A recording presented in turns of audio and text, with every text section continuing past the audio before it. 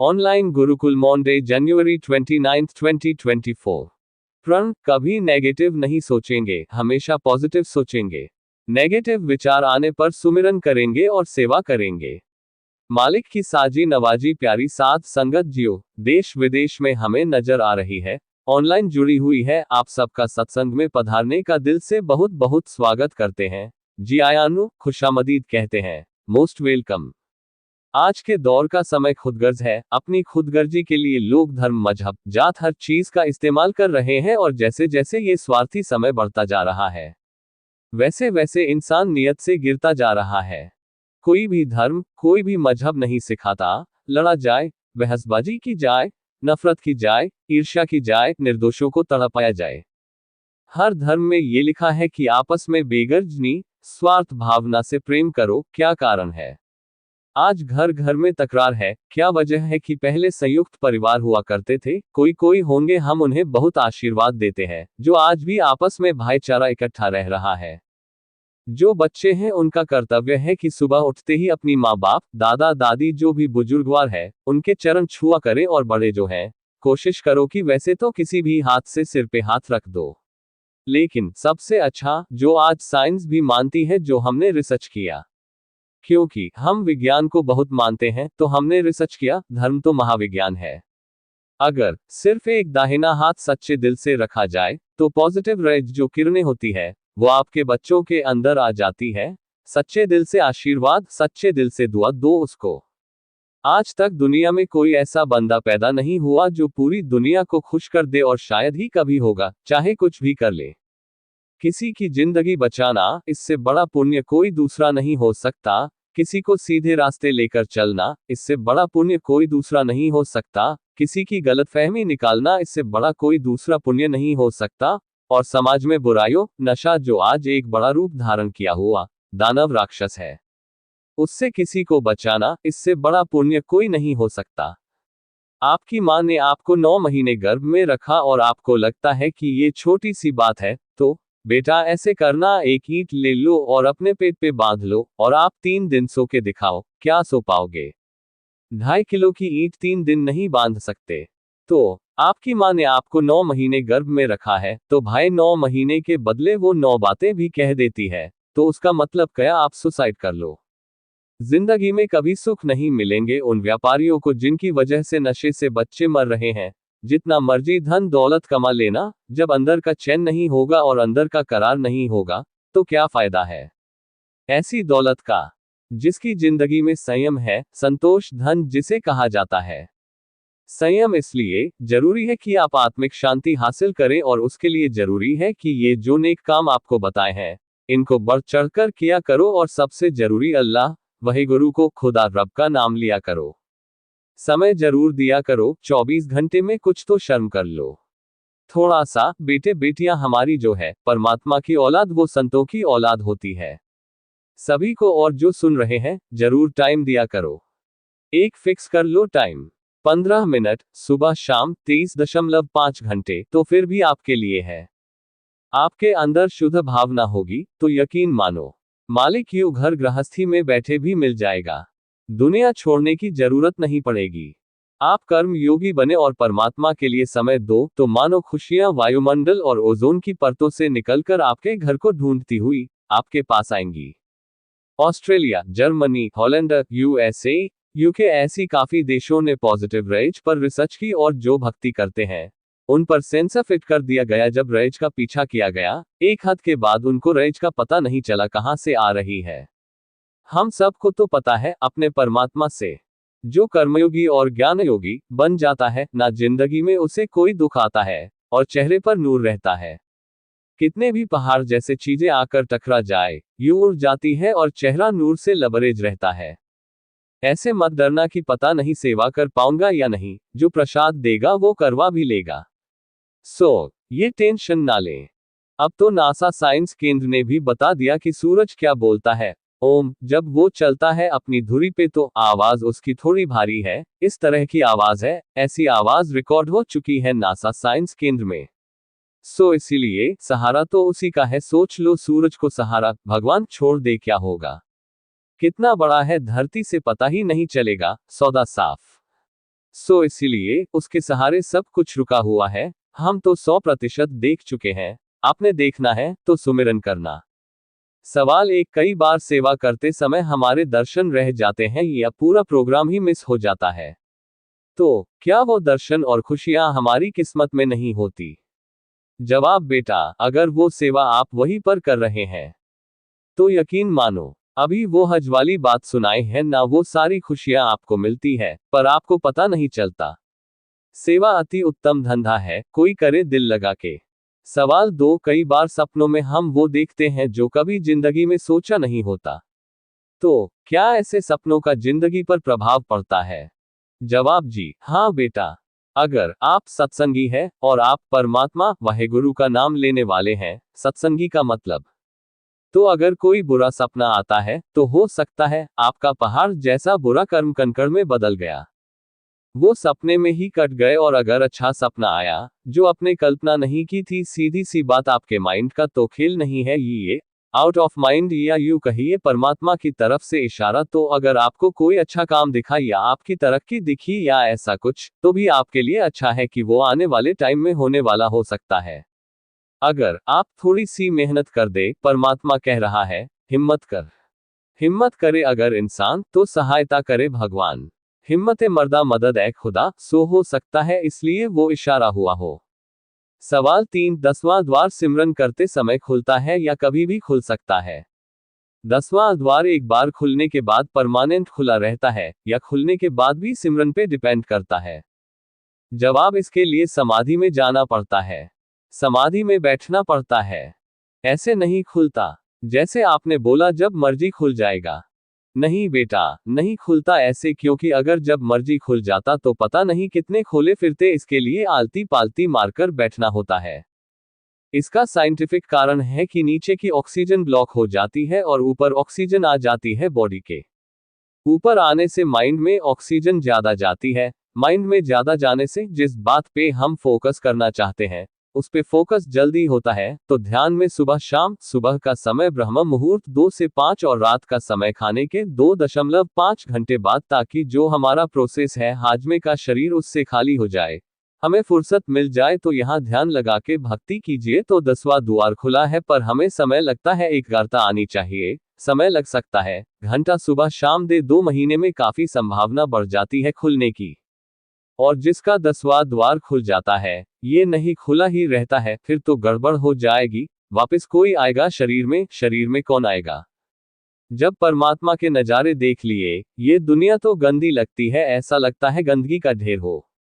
और वहां परमानंद है, इसलिए वहां से तो कोई आएगा नहीं। इसलिए समय अवधि होती है कि आपने सोचा मैंने आज घंटा सुमिरन में देना है और उसी दरमियान वो दरवाजा खुला, आपने उडारी मारनी शुरू की। ऐसे लगता है आसमान में उड़ रहे हैं, आगे बढ़ते हैं, नजर बढ़ते चले जाते हैं और इस ब्रह्मांड को पार करते हैं।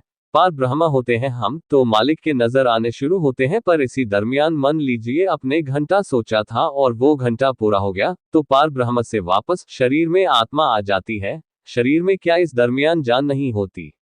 दिल बिल्कुल धीरे चलता है। इस समाधि से दिल को भी आराम मिल जाता है। समय अवधि होती है, उसके बाद ये 10वां द्वार बंद, फिर सुमिरन करना है। और हाँ, अगली बार लंबा नहीं खींचेगा। एक बार अगर खुल गया तो फिर आप बैठेंगे, बैठ के एकाग्रता आएगी और एकाग्रता आते ही वो जो बीच में अटक गया था काम वहीं से शुरू हो जाएगा। फिर बड़ा जल्दी आप परमात्मा तक पहुंचेंगे। और फिर वो बंदा जो परमात्मा तक पहुंच गया है जिंदगी में बुरा कर्म करता ही नहीं और उसका फिर वो दरवाजा यानी खुलने में ज्यादा समय लगता ही नहीं।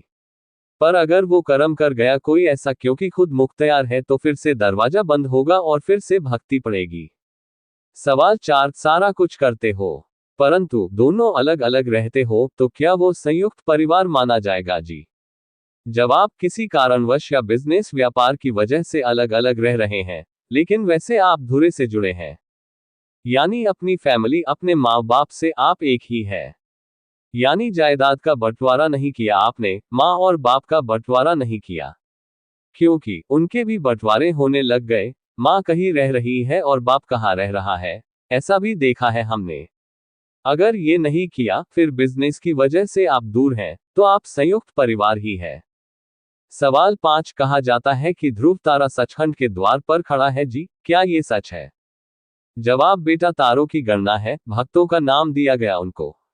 तारे अपने आप में एक सूरज भी हो सकता है, ये जो तारे हमें नजर आते हैं ना, ये सूरज भी हो सकता है, चंद्र हो सकता है, कोई खंड ब्रह्मांड हो सकता है। इसलिए उसका नाम दिया गया ताकि दुनिया याद रखे। भगत है, लेकिन सचखंड के द्वार पे कोई पहरेदार नहीं है। सवाल 6, हमारा परिवार ही आप जी के चरणों से जुड़ा हुआ है जी। हमारे बहन भाई कोई भी डेरे में नहीं आता, तो क्या ये हमारे परिवार के पिछले कर्मों का फल है? जवाब नहीं, पिछले कर्मों का फल हो सकता है थोड़ा, लेकिन मन है आदमी की खुद मुख्तियारी, मर्जी का मालिक। आदमी चाहे जहां जाए चाहे न जाए, मर्जी है उसकी, कौन रोकने वाला। तो आप सिमरन कीजिए, परमात्मा से प्रार्थना अरदास कीजिए कि वो भी अल्लाह वाहेगुरु राम के नाम से जुड़ जाएं। तो उनका भी भला होगा और आपको भी यह टेंशन नहीं रहेगी। सवाल 7, काफी वीडियो आ रही है कि अभी कलयुग अपने जोबन चरम पे आएगा, इससे भी बुरा टाइम आएगा, क्या ये सब सच है जी?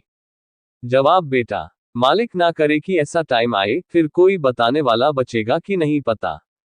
क्योंकि जैसी निशानियां आ रही जब प्रलय आई थी, वैसी निशानी आ गई है। क्या आपने कभी सुना, हमने बुजुर्गों से भी पूछा है, बड़ी बड़ी उम्र वालों से, उनके दादा परदादा से, मई में 15 दिन लगातार बरसात हुई हो, सूरज दिखा ही ना हो मई के महीने में। भारत में खास करके हमारी इन एरियाज में कभी नहीं हुआ। क्या आपने अरब अमीरात में देखा कि बाढ़ आई हो? वहां बुजुर्गों ने बताया कि लोग बरसात देखने केरल आते हैं और साइंस जो है वो चरम पर पहुंच रही है। ये जो आप देख रहे हैं चीजें AI जो कहते हैं आप, ये बन रही है इंटेलिजेंस, आर्टिफिशियल इंटेलिजेंस हो गई या जो भी चीजें नई नई आ रही है, रोबो आ रहे हैं, बड़ा कुछ हो रहा है, तो ये उस तक पहुंची थी। जब ये साइंस थोड़ा और इससे आगे गई तब परले आ गई थी। तो इससे गंदा कलयुग आएगा, क्या कोई उसे देख पाएगा? क्या पता वो ऐसा टाइम हो। परमात्मा से हम तो संत के रूप में प्रार्थना करेंगे, मालका बचाना सबको। बाकी जो निशानियां हैं, बड़ी गंदी आ रही है, ये आपने सही कहा है। लेकिन कलयुग जोबन पे है, इसमें कोई दो राय नहीं। वो गलत है जो कहते हैं जोबन पे नहीं है, 100% जोबन पे है। बुढ़ापा ला सकता है परमात्मा, उसके लिए तो चुटकी का काम है। कब बुढ़ापा हो जाए और कलयुग लंघ जाए, ये भी हो सकता है। ये नहीं है कि ये पक्का परमानेंट ही है। कई डरते रहते हैं, इसकी उम्र तो बहुत लंबी है जी। अरे, परमात्मा के लिए क्या लंबा, क्या छोटा है। उसने तो पलके झपकानी है और सारा काम पार कर देना है। इसीलिए टेंशन न लो। और जो परमात्मा के नाम से जुड़े हैं, आप बच्चे यूथ खास करके, सारे ही बुजुर्ग भी, बच्चे भी, आपके लिए तो सतयुग ही चल रहा है। अंदर शांति है, चेहरे पे नूर है, घर की हर चीज आपके पास है, जहाजों की सैर करते हो आप और ढंग की रोटी खाते हैं, कपड़े ढंग के पहने बैठे हैं, स्वर्ग से कम नहीं है, और फिर ऊपर परमात्मा का नाम ले रहे हो। तो आपके लिए तो सतयुग है। मालिक ना करे कि ऐसा बुरा समय आए। सवाल 8, कई बार हमारी जिंदगी में बुरा टाइम चल रहा होता है, तो घर वाले या बाहर वाले हमें कहते हैं कि आप तो सेवा और सुमिरन बहुत करते हो, फिर भी आपके साथ ऐसा क्यों हो रहा है? इन बातों को कैसे हैंडल करें? जवाब, पहली बात, परमात्मा का नाम ले लिया, इसका मतलब ये थोड़ी है कि ये पक्का हो गया, तो उसने भी एक दिन जाना है। दूसरी बात, परमात्मा का नाम आपने ले लिया, आप जाप करते हो या नहीं करते, ये तो आप जानते हो या परमात्मा, उसके अलावा तो कोई जानता नहीं। घर वाले कहते हैं कि आप सुमिरन करते हो, वो तो आपको पता है कि कितना करते हो। दूसरी बात कि सुमिरन करने से पहाड़ से कंकड़ तो बनेगा, लेकिन कंकड़ तो भोगना पड़ेगा। और तीसरी बात, सत्संगी ने आवागमन से मुक्त होकर जाना है, तो वो सारे कर्म यहीं पर खत्म करके जा रहा है, इसलिए थोड़े से कर्म ज्यादा आ जाते हैं। सुमिरन करने से वो पहाड़ से कंकड़ बन के उड़ते हैं। ज्यादा सुमिरन सेवा करने से कंकड़ की भी रौनक पता नहीं चलती, उड़ जाती है। इसीलिए ये हो जाता है, अदरवाइज ऐसा कुछ नहीं, बेफिक्र रहिए। सवाल 9, अगर किसी जीव ने पूर्ण गुरु से गुरु मंत्र ना लिया हो, परंतु धर्मों को पुनर्तः मानता हो, तो क्या उसकी रूह आवागमन से मुक्त होकर सचखंड जाती है जी? जवाब, जी नहीं बेटा, सचखंड पूर्ण संत पीर फकीर हो, ये धर्मों का कहना और हमारा अनुभव है कि पीर फकीर पूर्ण हो, उससे गुरु मंत्र ले ले, धर्मों को मानता रहे, क्योंकि सच्चा गुरु हर धर्म को मानता है। वो कभी किसी धर्म से रोकता नहीं, क्योंकि धर्म सच्चे है। तो गुरु से गुरु मंत्र लेने से मोक्ष मुक्ति संभव है, अदरवाइज नहीं। मन नहीं रुकता, तरह तरह की चालें चलता रहता है और गुरु मंत्र पे जब फोकस होता है तो मन रुक जाता है। तो गुरु मंत्र से ही मोक्ष संभव है, वरना मोक्ष का मतलब है जीते जी सुख शांति और मरणोपरांत आवागमन से मुक्ति। ये सच्चा मोक्ष है, तो इसीलिए पूर्ण गुरु से गुरु मंत्र जरूरी है। सवाल 10, जो लोग हमारे पीछे से हमारे बारे में बुरा बोलते हैं परंतु हमारे सामने अच्छा व्यवहार करते हैं, उन लोगों के साथ हमें कैसा व्यवहार करना चाहिए? जवाब, बेटा जी, हमने किसी के बुरा कहने से अपने आप को बदलना नहीं। हमारा स्वभाव है अच्छा कर्म करना। किसका स्वभाव कैसा है, उसे हमने क्या लेना? इसीलिए अच्छे कर्म करने नहीं छोड़ने। पीठ पीछे कहें, चाहे मुंह पे क्यों ना कोई कह दे, तो भी हमने अपना अच्छे कर्म पे फोकस रखना है। इसका मतलब डरना नहीं होता, इसका मतलब होता है कि हम ऐसे ही आदत के स्वामी हैं, अच्छा कर्म ही करेंगे। सवाल 11, आप जब मिशन पर थे तो हमारे पापा ने आप जी के स्वागत के लिए बहुत कुछ सोचा था, परंतु वो आप जी के आने से पहले ही दुनिया से चले गए, तो क्या उनकी मन्नतें ऊपर ही पूरी होंगी या उनके परिवारों को उनकी मन्नत पूरी करनी चाहिए? जवाब, नहीं बेटा, अपने नकदी रहता है सौदा, उधार की नहीं जरूरत। हो गया काम उनका, परमात्मा ने वही मंजूर कर लिया। बेफिक्र रहें, अपने उधारी वाला सौदा नहीं कि बाप ने सोचा और बेटी उनकी मन्नतें पूरी करती फिरे, वो कर रहा है, सचखंड में बैठा है। सवाल 12, नूरी स्वरूप तक जाते हुए जो स्टेज आती है तो क्या उनमें भी काल बीच में भटकाता है? जवाब, जी हाँ, पारब्रह्म तक काल का काम है जब तक ब्रह्म को पार नहीं करते। सबसे पहले ब्रह्मा पैदा हुए, उनसे पहले काल महाकाल पैदा हुआ, उनसे पहले भी कुछ पैदा हुआ नहीं बताएंगे आपको, पर सबसे पहले जो पैदा हुआ था वो ओम, पर क्या वो पैदा हुआ था?